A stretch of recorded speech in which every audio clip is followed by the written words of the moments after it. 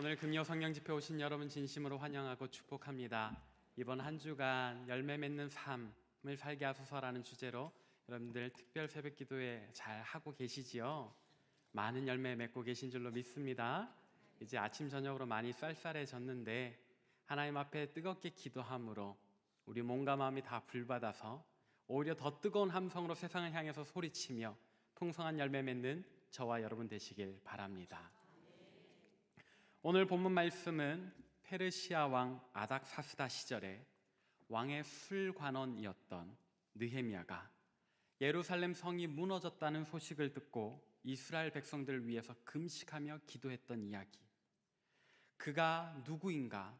또 그의 시절에 어떤 일이 있었는가? 그는 어떤 마음으로 기도했던가? 그리고 그의 기도는 우리에게 무엇을 가르쳐 주는가? 하는 말씀으로 우리가 오늘 말씀을 나누도록 하겠습니다. 먼저 첫 번째 질문에 대한 대답입니다. 느헤미야, 그는 과연 누구였을까요? 오늘 본문 1절 말씀을 우리 함께 읽어보도록 하겠습니다. 시작. 하가랴의 아들 느헤미야의 말이라. 아닥사스다 왕 제20년 기슬루월에 내가 수상궁에 있는데. 아멘.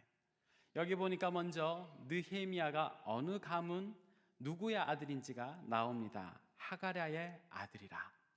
사실 성경 다른 곳 어디에도 하가랴가 누구인지 설명해 주지 않기 때문에 우리가 성경을 통해서 그의 핏줄을 추적하기는 어렵습니다만, 그러나 성경학자들이 연구해 보기로 또 성경 외에 여러 가지 자료들을 통해서 확인해 보기로 느헤미야는 아마도 유다 지파의 자손이었을 것이다, 왕가의 핏줄이었을 것이다 라는 추측을 하곤 합니다.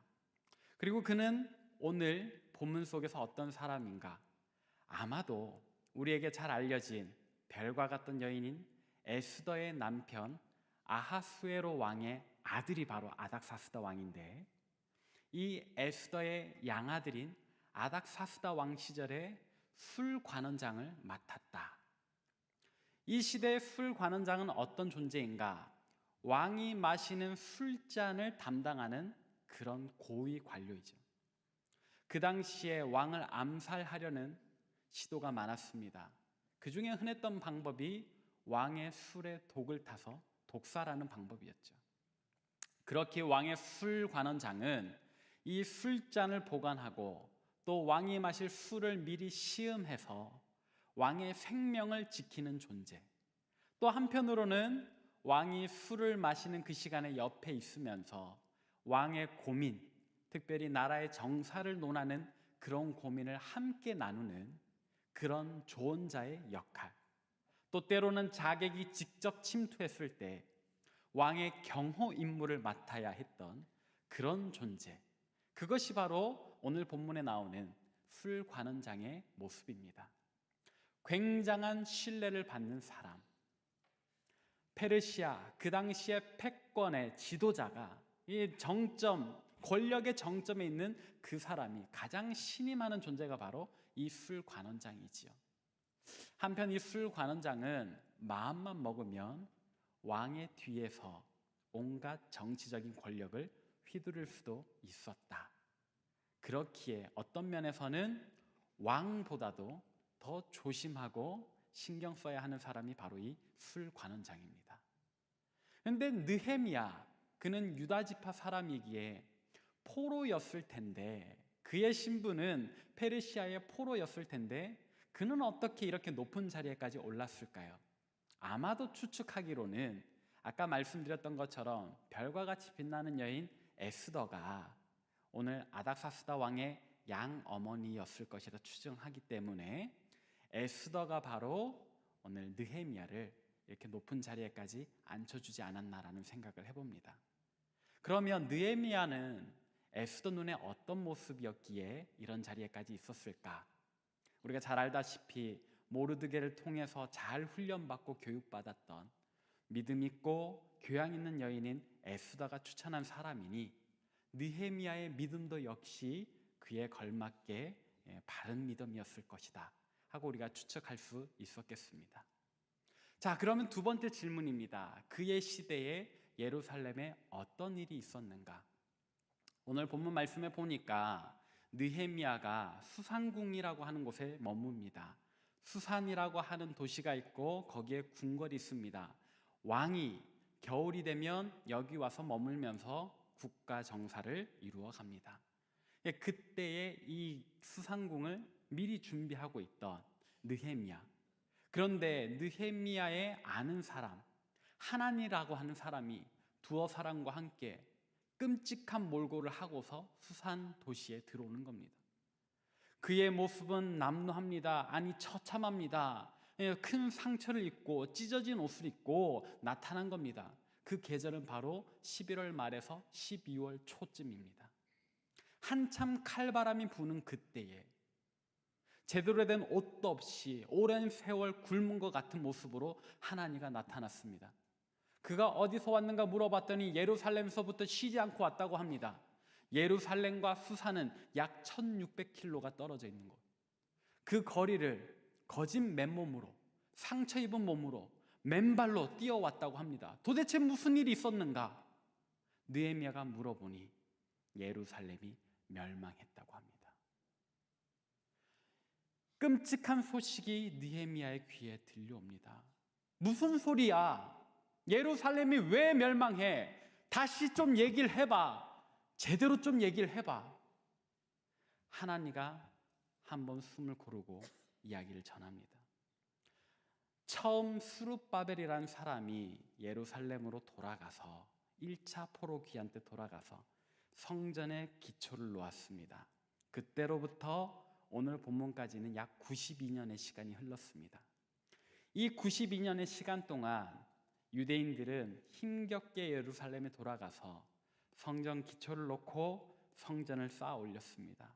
그리고 다시금 이 성전 벽을 재건하려고 무수히 많은 노력을 했습니다. 그러나 주변 민족들이 유대인들의 재건을 기뻐하지 않는 거예요. 이 이스라엘의 부활을 기뻐하지 않는 거예요. 시기했습니다. 그래서 괴롭혔습니다. 모함합니다. 그러다가 결국은 침공해서 부녀자들을 죽이고 성벽을 허물어버리고 성전 역시도 회파해버렸습니다. 그래서 예루살렘 성벽은 완전히 허물어지고 여기저기 불타버린 문짝만 남아있게 되었습니다. 그것이 느헤미야가 전해들은 예루살렘의 처참한 이야기였습니다. 이 이야기를 듣고서 느헤미야는 정말로 괴로워합니다. 마치 자기 모습이 이 하나님의 그 남루하고 상처 입은 모습이 자기 모습인 것처럼 그 예루살렘의 멸망이 자기 집이 무너진 것 같은 그런 괴로움의 통곡을 오늘 표현을 합니다. 그 부분이 바로 오늘 본문 4절과 5절인데 우리 같이 한번 읽어보도록 하겠습니다. 시작. 내가 이 말을 듣고 앉아서 울고 수일 동안 슬퍼하며 하늘의 하나님 앞에 금식하며 기도하여 이르되 하늘의 하나님 여호와 크고 두려우신 하나님이여 주를 사랑하고 주의 계명을 지키는 자에게 언약을 지키시며 긍휼을 베푸시는 주여 간구하나이다. 느헤미야는 울면서 수일 동안 슬퍼하면서 금식하며 기도합니다. 눈물을 흘리면서 기도합니다. 오늘 그의 기도는 너무나도 귀한 기도입니다. 왜냐하면 동족의 이야기라지만 엄연히 하나님과 느헤미야는 다른 사람 아닙니까? 상처 입고 찢어진 몸으로 찾아온 것은 하나니요, 느헤미야는 깨끗한 행색에 좋은 옷을 입고 궁에 머무는 사람 아닙니까? 멸망한 것은 예루살렘이요, 느헤미야의 집은 오늘 부유하게 건재하게 있었을 겁니다. 그런데 느헤미야는 왜 이렇게 울었던 것일까요? 그것은 바로 하나님을 남으로 여기지 않고 나 자신으로 여겼기 때문에, 예루살렘을 그냥 저 1600km나 떨어져 있는 먼 곳에 있는 도시로 여기는 것이 아니라 나의 집, 나의 고향, 나의 삶의 터전이라고 여기기 때문에 그런 마음으로 하는 기도이기에 느헤미야 기도는 너무나도 귀한 기도입니다. 근데 여기쯤 와서 우리 스스로 한번 질문해 봅시다. 이 이야기를 들으며, 예루살렘의 이야기, 느헤미야의 반응을 들으며 여러분들의 마음은 어떻습니까? 이것이 여러분들의 이야기로 들리십니까? 아니면 수천 년 전 저 수백 킬로 떨어진 곳에 있었던 남의 이야기로 들리십니까? 그렇구나 하실 수는 있어도 우리 이야기처럼 들리지는 않을 겁니다. 그러나 오늘 우리는 이 느헤미야의 이야기를, 느헤미야의 기도를 우리의 이야기로, 우리의 기도로 받아들여야 합니다. 어떻게 그것이 가능한가라고 질문했을 때 가능합니다. 우리는 이미 그것을 경험했습니다. 언제 경험을 했습니까? 다음 사진 한번 보도록 하겠습니다. 저기는 어디일까요? 또 다음 사진 보도록 하겠습니다. 저기 불타고 있는 성읍은 어디였을까요? 마지막 사진 보겠습니다. 2008년 춥디 추운 겨울에 한 노숙자가 삶을 비관하며 우리나라 국보위로인 숭례문에 불을 질렀습니다. 불길은 걷잡을 수 없이 커졌고 수많은 소방차가 몰려와서 셀 수 없이 많은 물을 퍼부었습니다. 그러나 그 불길은 사그러들지 않고 결국 숭례문을 완전히 불태워버리고 말았습니다. 저는 그날 그 불타던 장면을 뉴스로 보았습니다. 채널을 돌릴 수가 없었습니다. 아마 여러분들도 마찬가지였을 겁니다. 하염없이 치솟는 그 불길을 보면서 꺼져라 꺼져라 수백 번 외쳐보았지만 꺼지지 않는 그 불길을 보며 여러분 얼마나 아프셨습니까? 여러분의 몸이 타는 것도 아닌데 우리는 왜 그때 아파했습니까? 우리가 망해버린 것이 아닌데 왜 우리는 그 모든 사건 후에 그 범인, 그 노숙자를 향해서 분노하는 마음으로 그를 질책하고 비난했던 것입니까? 우리는 이미 느헤미야의 마음을 알고 있습니다. 또 제가 차마 검색하기조차 마음 아파서 오늘 사진을 준비하지 않았습니다. 약 3년쯤 전에 아직은 차가운 바닷물일 때 우리 귀한 아이들이 바닷물 속에 여객선과 함께 잠기고 말았지 않습니까? 그때 저는 그 소식을 들으며 정말로 헤어날 수 없는 우울을 겪었습니다. 온 나라가 그런 감정을 겪었지 않습니까? 지금까지도 말이죠. 우리는 이미 느헤미야의 마음을 경험해 본 적이 있습니다. 그렇기에 이제는 오늘 우리는 느헤미야와 같이 눈물을 흘리며 기도할 대상을 찾아서 그의 마음을 가지고 우리의 문제인 것처럼, 우리의 아픔인 것처럼 함께 매달려 기도할 때인 줄 여러분들 깨달으시길 바랍니다. 그렇다면 오늘 우리가 붙잡아야 하는 그 기도의 대상은 누구일까요? 느헤미야가 기도했던 예루살렘과 같이 우리가 기도해야 하는 그 대상은 누구일까요? 사랑하는 여러분, 저는 오늘 이 자리에 하나님의 말씀을 여러분들에게 대언하는 대언자로서 여기 섰습니다. 그러나 한편으로는 오늘 본문 말씀 속에 등장하는 하나님의 모습으로 여러분 앞에 섰습니다. 겉보기에는 멀쩡할지 몰라도 저의 마음 한켠은 찢어져 있습니다. 피가 납니다. 아픕니다. 곧 쓰러질 것 같습니다. 청년교회 사역을 하면서요, 정말 많은 일들을 했습니다. 귀하게 허락된 2년의 시간 동안 마치 수르바벨이 놓았던 성전 기초처럼, 학사 에스라가 쌓아 올렸던 성전처럼 그들이 100년이란 시간 동안 쌓으려고 했던 성벽을 재건하는 그런 사역을 2년 동안 해왔습니다. 에스크 금요기도회가 있습니다. 지금 비전홀에서 우리 청년들 나름대로 뜨겁게 기도를 합니다. 매주일 사역을 했습니다. 주일 예배를 드렸습니다. 한편으로는 날마다 스페이스 엘림에서 새벽 제단을 쌓았습니다. 그러나 우리 청년들은 예배 드릴 때 잠깐 회복했다가 세상 나가서 곧 지쳐 세상이 주는 시험과 그 괴로움에 무너져 버렸습니다. 겨우 어찌어찌 회복했다가도 그 회복된 힘보다 더 큰 시련을 주는 세상 앞에 또 좌절하고 말았습니다. 그렇게 그들은 무너지고 또 무너져 주저앉아 버렸습니다. 우리 청년들 데리고 국내 아웃리치 많이 다녔습니다. 해외로도 몇 군데를 다녔습니다. 그때 우리 청년들은 다시 할 수 있겠다는 소망을 얻었지만 그러나 곧 또 다시 무너져 버리고 말았습니다. 제자 양육에도 힘을 썼습니다. 새벽이 멀다 하고 나가서 마지막 교회 문을 잠그고 들어갈 때가 한두 번이 아니었습니다. 우리 청년들은 그렇게 교육받고자 했습니다. 성장하고자 했습니다. 그러나 그렇게 배운 말씀을 삶으로 살아내기도 전에 우리 청년들은 또다시 찢어져 버리고 말았습니다. 그래서 저는 오늘 무너져 버린 청년들의 소식을 하나님의 모습으로 여러분들에게 대언합니다. 오늘 본문 속에서 느헤미야를 만났던 그 하나님의 마음은 어땠을까요?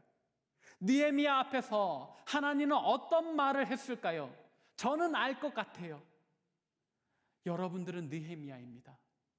여러분들 나름대로 힘든 시기를 겪으셨겠지만 그러나 지금 여러분들은 그래도 그 모든 시련의 때를 이겨내셨고 이제는 여러분들의 삶이 어느 정도 안정되지 않으셨습니까?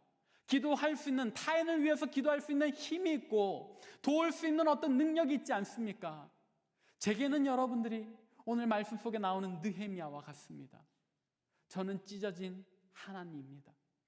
오늘날 이 시대를 살아가는 청년들은 무너져버린 예루살렘입니다. 여러분들 앞에 호소합니다. 도와주십시오. 기도해 주십시오. 우리 청년들을 붙잡아 주십시오.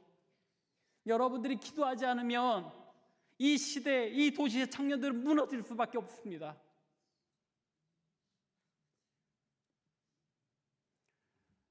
그러나 감사하게도 하나님께서는 그 느헤미야를 보고 계셔요. 그리고 그의 기도를 들으시고 정말 큰 열매를 맺어주시더라고요. 하나님 그의 열매를 어떻게 거두시는가 우리가 말씀을 통해서 한번 찾아보고자 합니다. 느헤미야 6장의 말씀을 우리 함께 보도록 하겠습니다. 느헤미야 6장 15절부터 16절입니다. 함께 읽습니다. 시작. 성벽 역사가 52일 만인 엘룰월 25일에 끝남에 우리의 모든 대적과 주위에 있는 이방 족속들이 이를 듣고 다 두려워하여 크게 낙담하였으니 그들이 우리 하나님께서 이 역사를 이루신 것을 알미니라. 아멘. 제가 아까 잠깐 설명드릴 때 스룹바벨이 처음 성전 기초를 놓던 날부터 오늘 본문까지 몇 년의 시간이 흘렀다고 했지요? 92년. 거진 100년의 시간이 흘렀습니다. 그 100년 동안 유대인들은 열심히 성벽을 재건하려 했지만 주변 민족의 시험과 괴롭힘에 그들은 결국에 무너져 버리고 말았죠. 그러나 오늘 느헤미야가 기도하고 헌신하고 달려들었더니 하나님께서 그를 도우시는데 100년을 걸려도 짓지 못했던 그 성벽이 며칠 만에 지어졌다고 합니까? 불과 52일 만에 100년을 소요해도 짓지 못했던 그 성벽이 불과 52일 만에 완성되는 역사가, 그런 기도의 열매가 오늘 본문에 느헤미야의 기도를 통해서 맺혀지는 것을 봅니다. 여러분, 이 본문을 보고서도 여러분의 가슴이 뛰지 않으십니까? 여러분들의 가슴이 진정 뛰는 줄로 믿습니다. 그래서 저와 함께 이 시대 청년들 위해서 기도해 주실 줄로 믿습니다. 사랑하는 여러분, 여러분들은 느헤미야입니다. 여러분들이 기도하시면 죽어가는 이 시대 청년들이, 무너져버린 이 시대 청년들이 다시금 일어서게 될 줄로 믿습니다. 그럼 이제 우리가 어떻게 기도해야 할까요? 느헤미야는요, 기도하는 방법도 잘 알았어요. 응답받는 기도에 몇 가지 원리가 있는데요, 그 중에 가장 힘 있는 기도는요, 말씀을 가지고 기도하는 겁니다. 느헤미야는 그런 원리를 잘 알더라고요. 오늘 본문 말씀 8절과 9절을 한번 읽어보도록 하겠습니다. 오늘 본문 말씀 8절 9절 함께 읽습니다. 시작. 옛적에 주께서 주의 종 모세에게 명령하여 이르시되 만일 너희가 범죄하면 내가 너희를 여러 나라 가운데 흩을 것이요 만일 내게로 돌아와 내 계명을 지켜 행하면 너희 쫓긴 자가 하늘 끝에 있을지라도 내가 거기서부터 그들을 모아 내 이름을 두려고 택한 곳에 돌아오게 하리라 하신 말씀을 이제 청하건대 기억하옵소서. 당신이 하신 말씀을 기억하옵소서. 당신 말씀하셨지 않습니까? 기억해 주시옵소서라고 기도했던 느헤미야. 예, 기억하옵소서. 우리 하나님은요, 영원하신 하나님이시더라고요. 변함없으신 하나님이시더라고요. 성경은 그를 변개치 않으신다라고 이야기를 하더라고요. 그렇기 때문에 우리 하나님은 자기가 하겠노라 하신 말씀을 어기지 않으세요. 느헤미야는 그걸 알았어요. 그래서 하나님, 당신 모세를 통해서 말씀하셨지 않습니까? 그 말씀을 기억하시고 오늘 우리에게 이루어 주옵소서라고 기도를 하더라고요. 그의 기도가 이루어져 100년을 걸려도 이루지 못했던 역사를 불과 52일 만에, 100일도 아니에요, 불과 52일 만에 이루는 기적을 맛보았습니다. 오늘 우리도 그와 같이 주님 말씀을 기억하옵소서, 기억하옵소서 하며 기도할 때 하나님 우리에게 이루어 주실 줄로 믿습니다. 그렇다면 오늘 우리가 이 시대, 이 도시의 청년들을 위해서 어떤 말씀을 붙잡고 기도하면 좋을까요? 시편 말씀입니다. 제가 읽어드리겠습니다.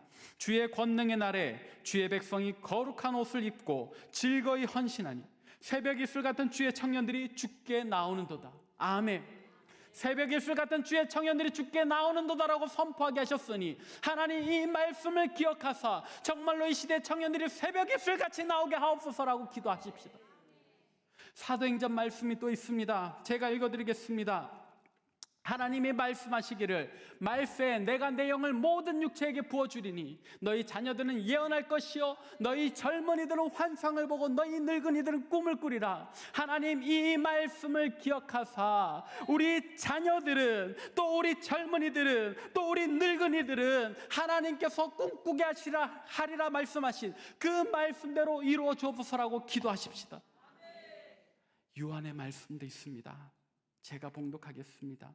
아비들아, 내가 너희에게 쓰는 것은 너희가 태초부터 계신 이를 알았으며 청년들아, 내가 너희에게 쓰는 것은 너희가 악한 자를 이기었음이라. 아멘. 하나님 이 말씀을 기억하사 이 시대 청년들로 하여금 이 세상 악한 자들에게 지는 족속들이 아니요 이기는 자들로 세워주옵소서라고 함께 기도하십시다. 우리가 이 말씀 붙잡고 기도할 때 하나님 느헤미야의 기도에 응답하셨던 것처럼 오늘 우리의 기도에도 응답하시리라 믿습니다. 우리가 참으로 이 말씀 붙잡고 기도할 때 하나님 정말로 이 말씀을 기억하사 우리 청년들을 새벽 이슬같이 힘있게 나오게 하시며 하나님께서 우리 청년들에게 환상, 하나님 나라의 비전을 보게 하실 줄로 믿습니다. 우리가 이렇게 이 말씀을 가지고 주여 기억하옵소서라고 기도할 때 하나님 정말로 이 기도에 응답하사 우리 청년들로 하여금 더 이상 패배자가 아니요 이 세상 악한 자들에 대하여 이기는 자, 승리하는 자로 서게 하실 줄로 믿습니다. 정말로 이 말씀을 하나님께서 우리에게 주신 말씀을 믿으신다면 여러분 오늘 저녁 저와 함께 뜨겁게 기도해 주십시오. 또 내일 있을 블레싱 집회에서 여러분 거기에 정말 갈급해할 청년들이 많이 몰려올 거거든요. 여러분도 오셔서 중보해 주셔야 돼요.